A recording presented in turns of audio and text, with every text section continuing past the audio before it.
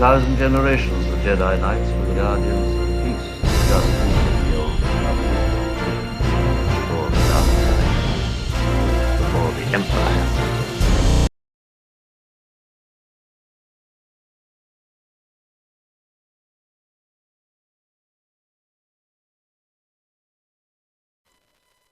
Hey, what's up, guys? Welcome back to Journal of the Jedi. Happy Star Wars Podcast Day 2024.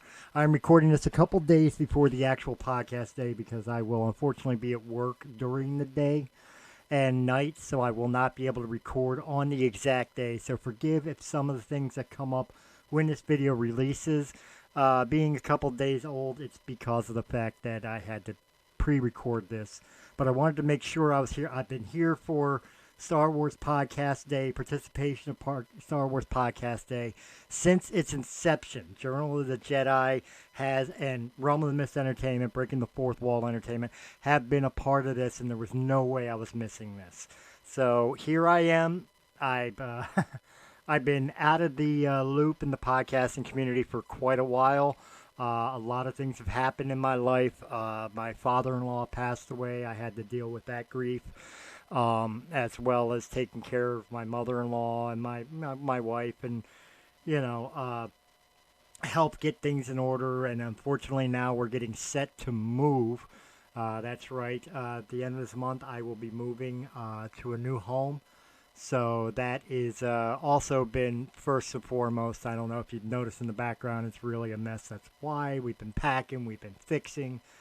I've been busy, and that's the main reason why I haven't been podcasting on either Breaking the Fourth Wall or here on Journal of the Jedi. It's because I've been taking care of some personal issues. But I do intend, especially after the move and we get everything settled and set up, I do intend to return to the podcasting world, because besides plenty of things that I would love to talk about Star Wars wise, on the Breaking the Fourth Wall side, there are plenty of things that have been going on that I've been keeping my tongue with, because of the simple fact of the matter is that if I open the floodgates, it's gonna be a hell of a storm. So it's better off that I sit on it until after I get all my affairs in order here at home and here with my family. So I'm looking probably late March of returning back to a regular schedule of podcasting. I haven't given up. I haven't retired. Uh, I've been busy. I've been busy with my personal life, and I thank everybody for their patience, for their concern, people that have reached out to me asking me if I was ever going to do this stuff again and everything else, including everybody here at Star Wars Podcast Day, making sure that I wanted to be a part of this and making sure that I could still do this with all the other great podcasts. Which, before I even get into what I want to talk about today, let me go ahead and plug Star Wars Podcast Day. Of course, it's the 25th anniversary of the first ever Star Wars podcast that started this whole entire niche, this whole entire genre of podcasting dedicated to that galaxy far, far away. And all of us would not exist, this podcast included, would not exist if it was not for that happening. And so we pay tribute to the first ever Star Wars podcast on the day that it released its first ever episode every year on February 7th. It's 2024. It's the 25th anniversary of the first ever Star Wars podcast. And you guys are going to have the privilege of having all these different podcasts, all these different ones. War of the Stars, a Star Wars podcast, Star Wars Canon Library.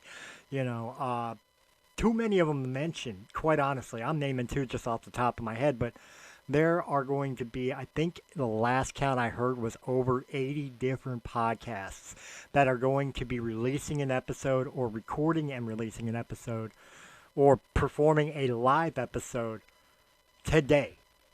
And all you have to do on YouTube, on your favorite podcast, audio podcast group, all you have to do is look up hashtag Star Wars Podcast Day or hashtag SWPD 2024.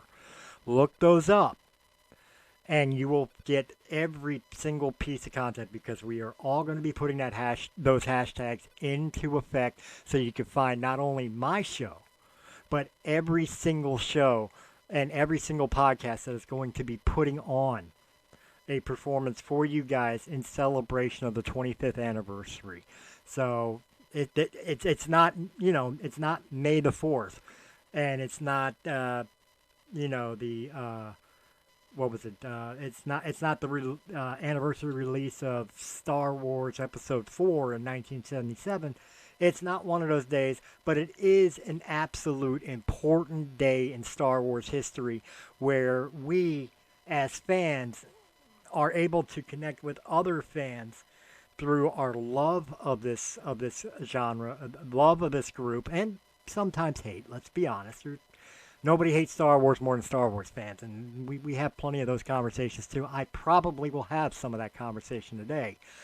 But through our love of what George Lucas has created, has brought this genre to the podcast community and allowed us to express our thoughts, our feelings, our concerns, our dreams, our wish lists, our bucket lists, what we like, what we don't like, our own little fan base, what if scenarios, so many different things, guys. And it's thanks to the Star Wars community.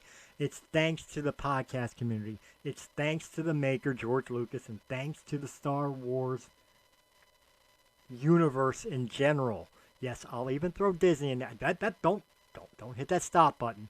I'm giving credit where it's due because even if we don't like what Disney has done with Star Wars, at least they are still keeping Star Wars out there for everybody.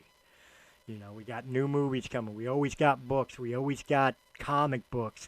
They've been releasing stuff on Disney Plus that have been getting great. I know we get mad about the sequel trilogy and all that, but I mean, Bad Batch people love. Visions, I don't get it, but people love it.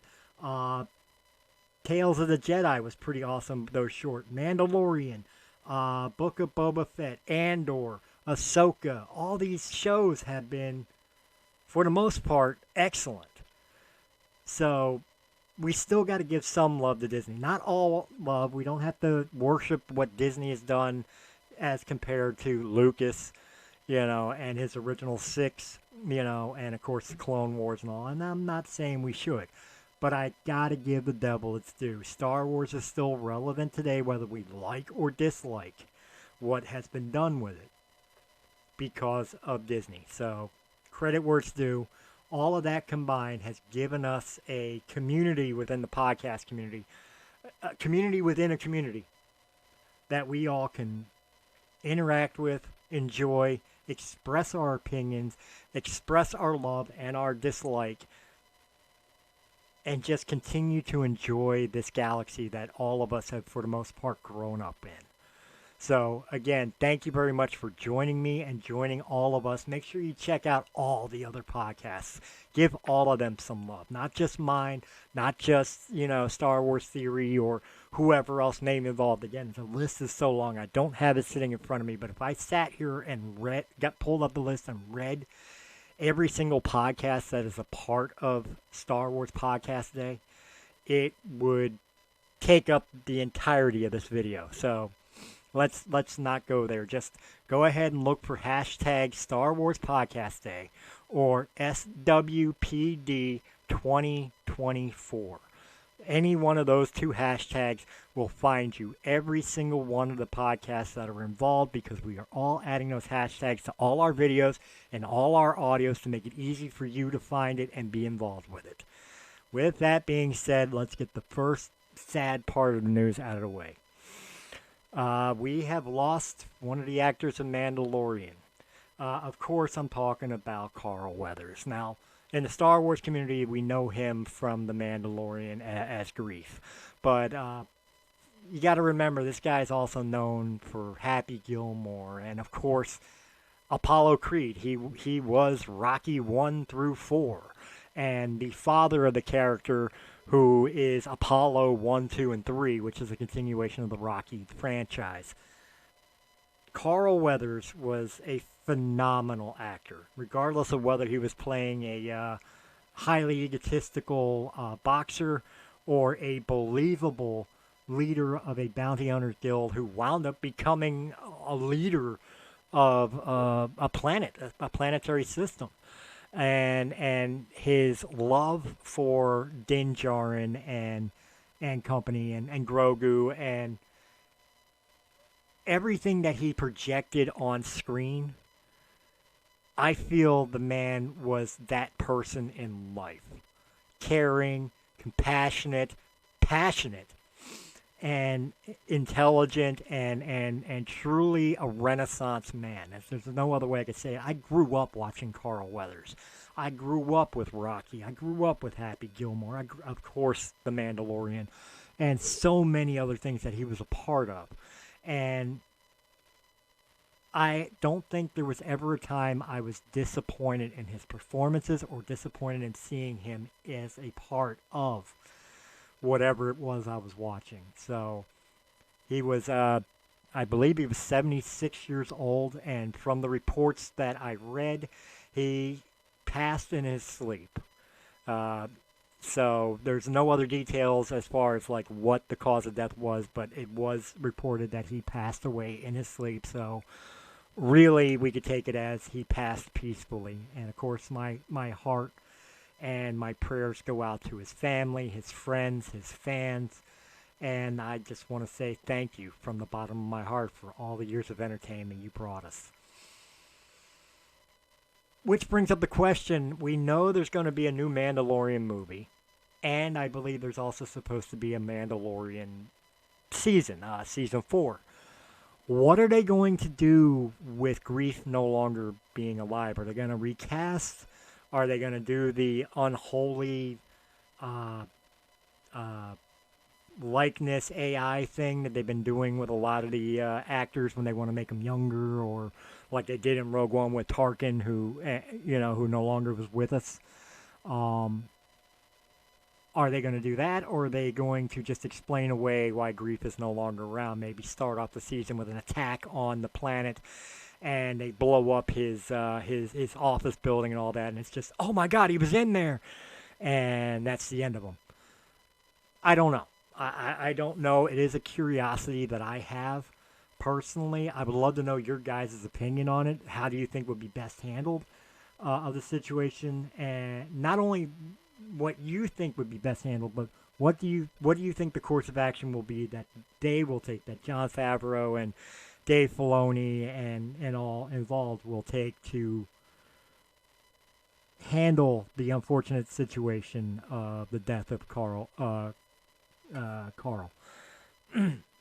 don't know why I just brain farted his last name, but Weathers. But so I would love to know what you guys think. I would love to know your opinions and points of view. And also, I would love to know something about that. I don't fully understand. Again, I've been busy with personal life, so I haven't been able to pay attention as much to the Star Wars news as normally I would. I know we have a new movie coming for The Mandalorian. I know we have a movie coming with Rey. We'll get into that. But right now, on the Mandalorian side of things, is this movie supposed to be the end of the Mandalorian saga? Like, what I mean by this is we get season 4 on Disney Plus, and then instead of getting a season 5, we get the movie, and the movie's going to end the story arc of the Mandalorian. Is that what's supposed to be, or are they just, here's season 4, here's a movie, and then season 5 is going to come out next year or the following year anyway? I'm not too read up on that, so I'm curious, and I'm asking you guys: is that what's supposed to happen, or is it the end of the Mandalorian run and story arc, culminating in a movie? Personally, I'm looking forward to the movie because I've looked forward to the Mandalorian. Yeah, season 3 was not as good as season 1 and 2, but it was still good, at least in my opinion. I thought it was good. But I thought Book of Boba Fett was good. I thought it wasn't great, you know. And I honestly, I would have been happy if they just let Boba be dead, you know, after the Return of the Jedi. But you know, he's a fan favorite. People wanted to see it. They brought him back, and I thought for what it was, it wasn't bad. Is it the weakest of the live action TV shows? To me, yes. Book of Boba Fett was. But I don't think it was terrible.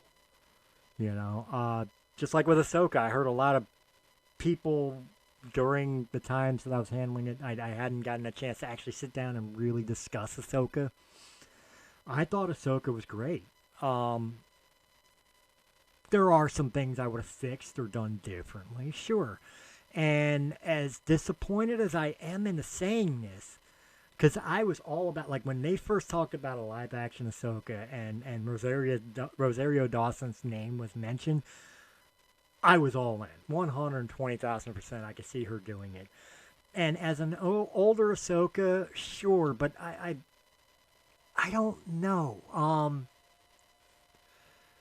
She seems slower in her action scenes than I think Ahsoka would be. And I know I'm comparing it against the cartoon, but I also think she's a little bit too world worn. Ahsoka, even at the end of the Clone Wars, you know, even at the end of Rebels when she was Fulcrum, she had a little bit more life and spark in her eyes. And I think they started bringing that back a little bit when she found Ezra. Spoilers for anybody who hasn't watched Ahsoka yet. There was a little bit of spark of life back in her, but for like 2/3 of the season, she was a little too downtrodden for me. And that didn't feel like Snips. You know, that didn't feel like the Ahsoka Tano that I've gotten to know for so many years through the Clone Wars and Rebels and now Rebels 2.0, otherwise known as Ahsoka Season 1. I think and I don't blame Rosario on this. It's not Rosario's fault. I do put the blame on Favreau and Filoni. I think they wrote the character a little too cynical. On the opposite end of the coin, y'all need to leave Mads Mikkelsen alone. I thought Thrawn was great. He's older, sure, he's got a Trump belly or whatever else, but I still got the menacing, calculating Thrawn from that performance. Was it perfect? Was it what I envisioned every time I read a Timothy Zahn book? No. But neither was the Thrawn we got in Rebels. But it was still good. I still enjoyed it. I still was like, hell yeah, they brought Thrawn in. He's canon, and he's menacing, and he's controlling everything. I just wish they brought Paleon with him. Yeah, I think it's a missed opportunity not to have his right-hand man right there. Because the dynamics between them in the extended universe was always thrilling when I read the books. But that's a nitpick. That's not picking on the show itself. That's a personal nitpick. You know, people don't have to agree with me on it. It's just a personal preference. I loved the dynamic, and I felt that it was missed in the cartoon and in Ahsoka. But, you know, as I was saying, I don't think Andor was as great as everybody makes it out to be. To me, it was kind of boring. But it was still good. It was still better than Book of Boba Fett. You know, and I'm looking forward to the upcoming shit with, like, the Acolyte and Skeleton Crew. And I might get shot for this, even the cartoon stuff. I'm not a huge fan of the Bad Batch. I'm not. It's getting ready to release its final season. And I'm kind of grateful for that because there's only one or two characters I actually give a shit about. And I hate to break the hearts of people. The female clone, she ain't one of them. In fact, she's one of the reasons that completely ruined the show for me.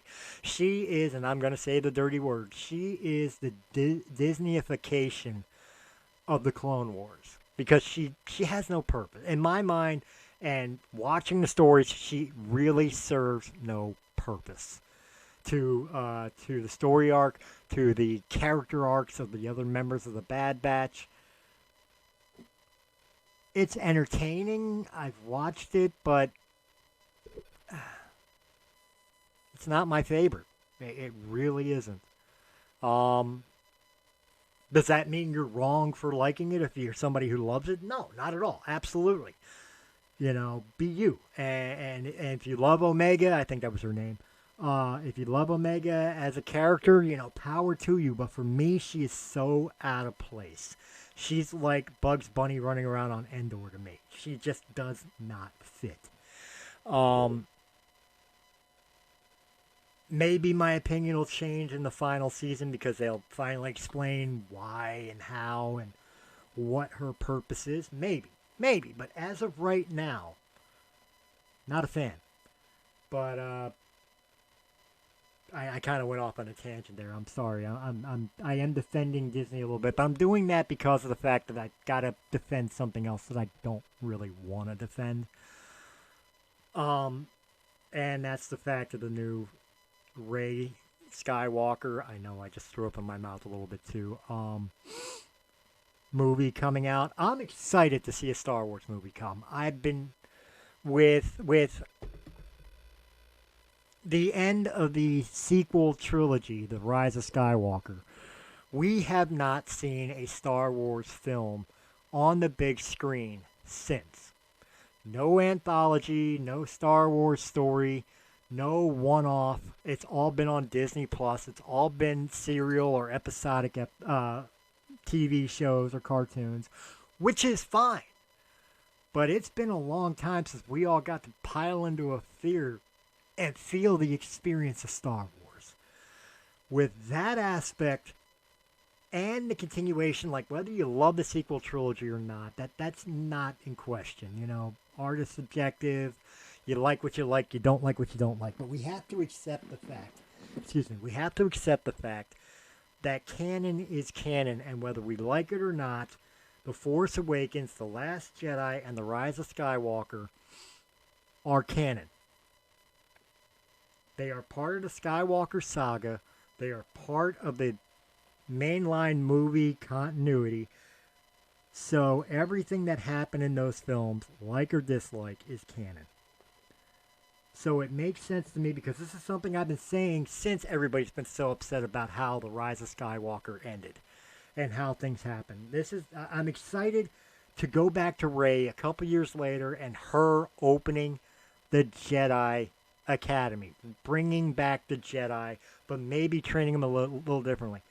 Those who have watched my shows, my podcasts, and talked to me about Star Wars before, I hate the term gray Jedi. I hate it because it doesn't exist. It is not something that should ever exist. It goes against everything that a Jedi or a Sith stand for. However, to see the Jedi Order, which we saw in the prequel trilogy and how they got corrupted and their hubris and everything else, and then we saw Luke bring the Jedi fire back and then kind of fell under the same trappings, which is how Ben Solo was able to destroy his Jedi Temple and his order, which is why he was as cynical and green milk drinking as he was in the sequel trilogies. So I'm hoping that Rey, instead of being, and I'm going to say it for people, you're probably going to cheer, damn right, whatever. Instead of seeing Rey being the Mary Sue that everybody bitched about in the sequel trilogy, I'm hoping to see an older, wiser,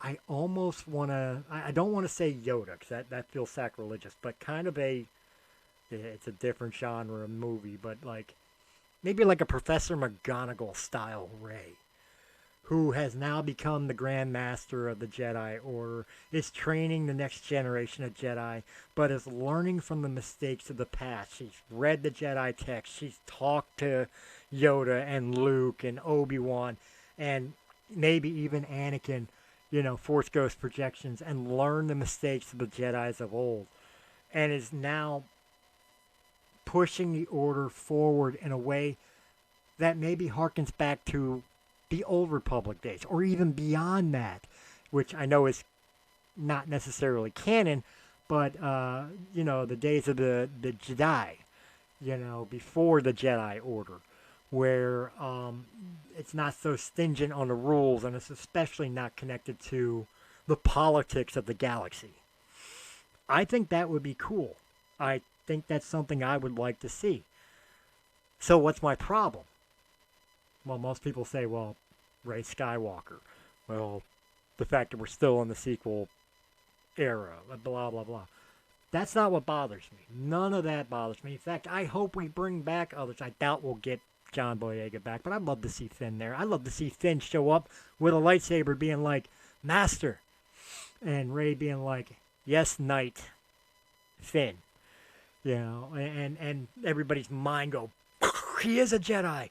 Yeah, I'd love to see that. And maybe Rey had children running around her ankles, and here comes Poe as her husband, or whatever. I'd love to see the characters return. I don't know if it'll happen or not, but I'd be fine with it. I would be fine with it.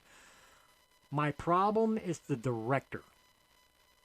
Now, I don't know her body of work. I don't even really know her name. But her quote of saying that she is going to do Star Wars in a way that makes men uncomfortable. All right, let me explain something to you, you dumb broad. I don't care if I offended you. Let me explain something to you. It is true that most of the fan base of Star Wars, most, not all, but most of the fan base are male. Because we loved following the adventures of Luke Skywalker, or in the later generations, the Anakin Skywalker and Obi-Wan Kenobi and all that. But I've known people my whole entire life, females that love Star Wars, love the adventures of Princess Leia, love the adventures of Padme, love the adventures of so many other characters. And my daughter, I have a 15-year-old daughter who was raised on the sequel trilogy. She loves Rey. She loves Vader more, but she loves Rey. And was somebody to look up to. But the point that I'm trying to make is all the way up to including the sequel trilogy and the spin-off movies. Star Wars has always been inclusive to everybody. It doesn't matter who the main character is. They could be male. They could be female. They could be white. They could be black. They could be Asian. It doesn't matter to the fan base as long as you tell a good, cohesive story that fits within the sandbox of the Star Wars universe. So to make a comment like we're going to make men uncomfortable when they watch Star Wars, that is stupid. You are alienating at least half of your fan base. Half of the people are going to buy tickets to see your movie. For what reason? Feminism? Making a statement about the patriarchy? Science fiction and science fantasy has always dipped their toes within political points of view. And let's be honest, from Star Trek to Star Wars, it primarily leans more towards the left side of the aisle than the right, politically. So that's understandable. Whether you agree with it or not, that's understandable. But to blatantly smack half your fan base in the face simply because they were born dangling in their pants instead of their t-shirts is stupid.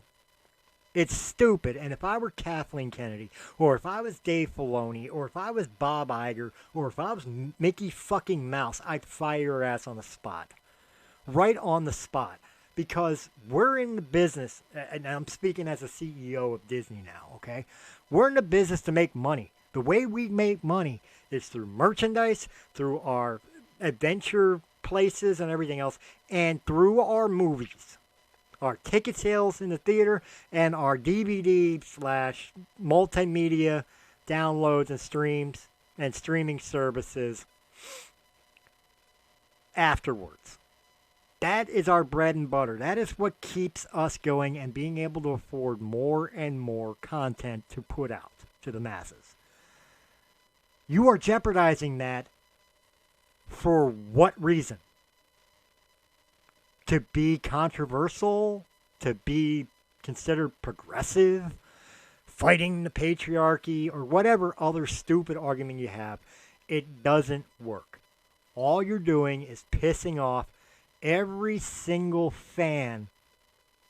Because I know a lot of females that find this to be wrong. And most of the male fan base that I know are like, what the fuck? Why are we being attacked? We're the first ones that would have bought the ticket to see the movie. But now? That's my problem with the Rey movie. That's my major problem. And I think if you don't fire the director and get somebody else who's going to make a movie for a Star Wars fan, regardless of what their genitalia is, then you at least need to make this director come out and apologize. You need to make her sit down and say, you know what? I wanted to take it from a different point of view, maybe a female point of view. It was not my intention to attack my target audience, which is everybody who loves Star Wars. So for that, I'm sorry. If she would say that, I might feel a little better about it. But nobody's corrected her on it. And to me, that is a problem. And I think that's going to be a problem if they allow her to make a movie that does make the male Star Wars fan base uncomfortable. Because that's going to make that movie lose more money than Solo suffered. Which, unlike this movie, Solo didn't really deserve, to be fair and to be honest. So, to me, and again, if you disagree, please let me know in the comment section below. I'd love to know if you disagree. I do ask that everybody keep it respectful. I'm not trying to be disrespectful to anybody. I'm not trying to be disrespectful to anybody's opinion. And I request that whether you're interacting with me or interacting with each other in the comment section, that we keep it respectable. Because we are all fans here. We're all here to talk about things we love and have a passion for. So let's keep it within that realm of express your opinion, say what you need to say, but let's not personally attack each other for having a point of view. With that said, guys, I'm going to go ahead and get off on here. Thank you again for joining me for Journal of the Jedi Star Wars Podcast Day 2024. 25th anniversary of the first ever Star Wars podcast. Guys, make sure you hit up that hashtag. Check out all the other great podcasts that are here for Star Wars Podcast Day. SWPD 2024. Hashtag SWPD 2024. Check out everybody, man. Like I said, it's at least over 80 different podcasts that are going to be producing shows and putting them out on February 7th, which, if you're watching this, is today. Not the day I recorded it, but it is today that it releases for you guys. So everything's out now. Hit that hashtag, and whether you're on YouTube or Spotify or iTunes or wherever you get your podcasts, make sure you put in that hashtag. You'll find the content. I want to thank the organizers for Star Wars Podcast Day.